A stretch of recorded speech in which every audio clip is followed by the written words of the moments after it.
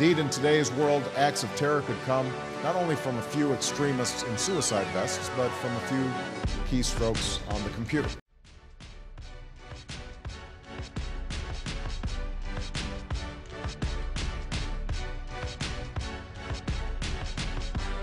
Greetings, Canada. We are anonymous. We are a force to be reckoned with. Anonymous has a goal that needs to be achieved. Nothing will stop us from achieving that certain goal. We will go after anyone that we feel needs to be taught a lesson. We are just as sick and tired of the corrupt, malicious system as the next person. The current democratic institutions are not only failing us, they're making our lives unbearable. We are anonymous. We are legion. We do not forgive. We do not forget. Expect us. All in the name of internet freedom, they defend breaking into secure systems, violating personal information, and bringing down massive servers.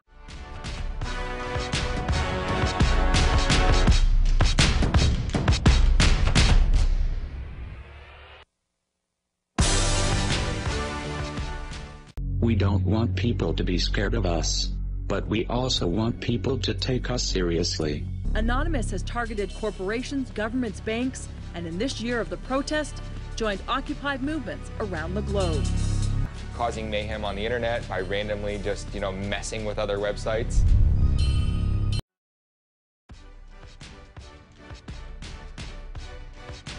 But the nightmare scenario that worries officials most is a cyber attack on critical infrastructure, something that could disable the power grid, air traffic control systems, or even a nuclear power plant. Hackers who would be able to cause physical damage, actual cyber terrorism. Reports have surfaced suggesting the US and Israel are behind a computer virus that appears to have been launched to try to spy on Iran's nuclear activities. That's despite Washington's loud condemnation of hacker attacks, that is, those directed against the US. As RT's Gani Chichikam reports.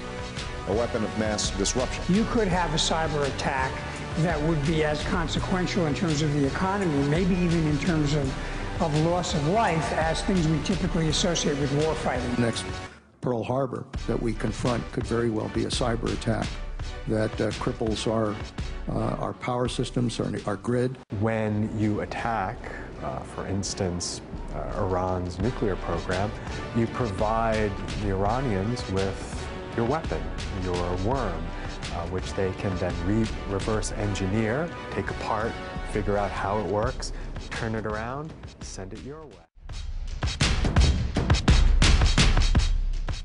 Now, many are pointing to the power of Twitter and Facebook, saying that the social networks helped to mobilize protesters and shone the spotlight of international media attention on the situation there. Tunisia's revolution came as a surprise because the country had almost no real organized opposition, and the government had near total control over information.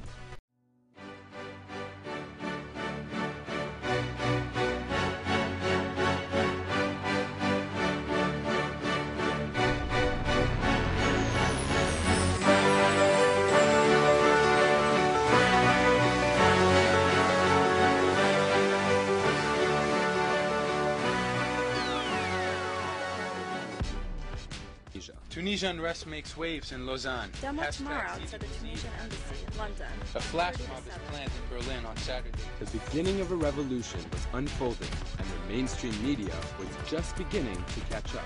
There are no reporters in Tunisia to tell us what's really happening. Sooner, mass media has totally failed. Terrorism equals lots of media coverage.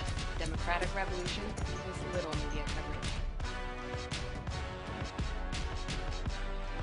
And on January 12th, with Ben Ali's regime on the verge of collapse, Time magazine finally found the story. But the social networks had the best coverage.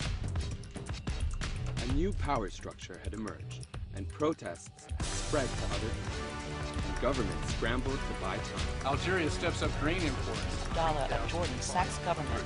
Was free food for a year to keep calm. Social media has been the only outlet for a lot of people to vent their frustration. So when the government imposed this internet blackout and cut off Egypt from the rest of the world, there was significant anger, and I think that backfired on the government and brought more people out into the streets.